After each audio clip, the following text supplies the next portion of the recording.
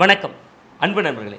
திமுகவோட முன்னாள் அமைச்சர், சிட்டிங் சட்டமன்ற உறுப்பினர், திமுகவில் ரொம்ப ரொம்ப முக்கியமாக ஒரு கொங்கு மண்டலத்துக்கே பொறுப்பாளராக இருந்து தேர்தலை வழிநடத்துகிறவர், திமுக அரசுக்கு கடந்த 5 ஆண்டு காலங்களில் மிக முக்கியமான நபராகவும் இருந்தவர் செந்தில் பாலாஜி அவர்கள் இந்த விவகாரத்தில் ரொம்ப முக்கியமாக கைது செய்யப்படுறதுக்கான வாய்ப்பு இருக்குது. அது என்ன விவகாரம் அப்படிங்கிறது நான் சொல்லி தெரிய வேண்டியதில்லை.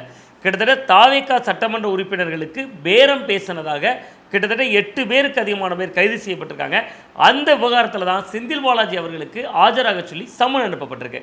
இந்த வழக்கினுடைய பின்னணி என்ன, இதில் செந்தில் பாலாஜியினுடைய நிலை என்னவாக போகிறது அப்படிங்கிறத பற்றி தான் இன்றைக்கி நம்ம இந்த காணொலியில் முழுசாகவே பார்க்க போகிறோம். வாங்க நம்ம வீடியோக்குள்ளே போயிடலாம். கிருஷ்ணகிரி மாவட்டத்தில் இருக்கக்கூடிய ஊத்தங்கரை சட்டமன்ற தொகுதியினுடைய எம்எல்ஏ தான் இளையராஜா. இவர் தான் கடந்த 29ஆம் தேதி ஒரு புகார் மனுவை போலீஸ் ஸ்டேஷனில் கொடுக்குறார். அந்த புகார் மனுவில் என்ன சொல்கிறாருன்னா, என்கிட்ட ஒரு கும்பல் அப்ரோச் பண்ணாங்க. ரொம்ப குறிப்பாக யூடியூபர், அரசியல் விமர்சகராகவும் இருக்கக்கூடிய, 2வது தேர்தல் வியூகங்களை வகுக்கக்கூடிய திருநாவுக்கரசும் அவருடைய குழுவினரும் என்னை வந்து அப்ரோச் பண்ணாங்க. 35 கோடி ரூபா தர்றோம், நீங்கள் சபாநாயகருக்கு எதிராக நம்பிக்கையில்லா தீர்மானம் கொண்டு வர போது சபாநாயகருக்கு எதிராக வாக்களிக்கணும் அப்படின்னு பேசுனாங்க. அப்படிங்கிறதா இந்த வழக்கினுடைய சாராம்சம். நீங்கள் ஏற்கனவே தாவேகா அரசு மீது நம்பிக்கை கோரும் தீர்மானம் தமிழக சட்டமன்றத்தில் வந்துருச்சு. அந்த நம்பிக்கை கோரும் தீர்மானத்தில் அதிமுக பக்கம் இருந்த 25 எம்எல்ஏக்களும் கூட தாவேகா அரசுக்கு ஆதரவு அளித்தாங்க.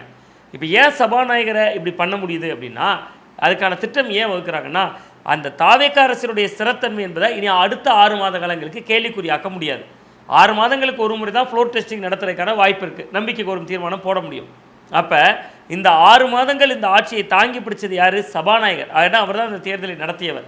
நீங்கள் ஏற்போர் ஆம் என்க, எதிர்ப்போர் இல்லை என்க, கைகளை உயர்த்துங்க, குரல் வாக்கெடுப்பு அப்படின்லாம் சொன்னாங்க.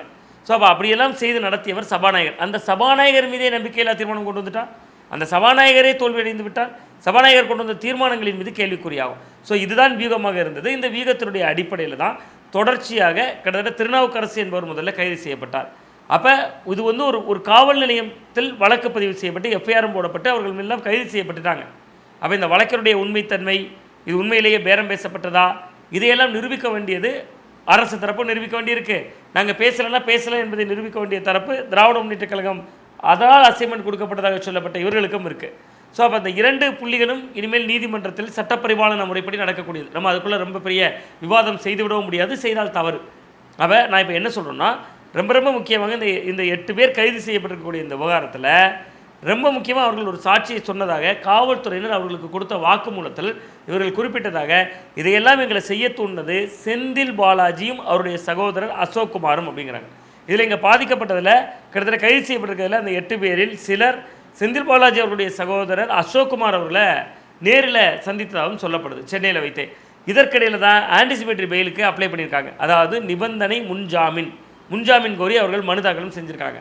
ஸோ இந்த சூழலில், இப்படியான கலை யதார்த்தம் இருக்கக்கூடிய சூழலில் இந்த வழக்கில் ஆஜராக சொல்லி, அதாவது என்னைக்கு ஆஜராக சொல்லியிருக்காங்கன்னா, வருகிற 6ஆம் தேதி ஆஜராக சொல்லி, ரொம்ப முக்கியமாக சென்னையிலிருந்து நேரடியாக சென்று கரூரில் இருக்கக்கூடிய செந்தில் பாலாஜி அவருடைய இல்லத்திற்கே போய் அவருடைய அப்பா அம்மா 2 பேருக்கிட்டே ராமையன்பட்டிங்கிற ஊரில் இருக்குது அவருடைய வீடு, அந்த வீட்டுக்கே போய் போலீஸார் சம்மன் கொடுத்துருக்காங்க.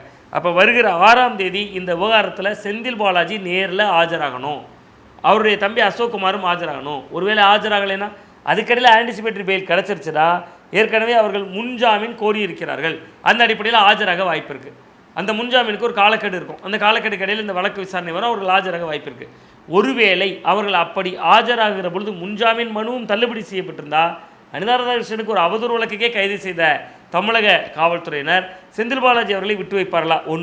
ஒருவேளை முன்ஜாமீன் மனு ஏற்கப்பட்டிருக்கிறதுன்னு வச்சுக்கோம், அண்ணன் தம்பி 2 பேருக்கும் ஏற்கப்படாமல் ஒருவருக்கு ஏற்கப்படலைன்னா அந்த ஏற்கப்படாத ஒருவர் கைது செய்யப்பட வாய்ப்பு இருக்குது. சரி, 2 பேருக்குமே ஏற்கப்பட்டு விட்டதுன்னா இந்த வழக்கின் புதிய கோணங்கள் அன்றைக்கு வாக்குமூலமாக இவர்கள் தரப்பிலிருந்து பெறப்படும், இவர்கள் தரப்பில் விசாரணை மேற்கொள்ளப்படும்.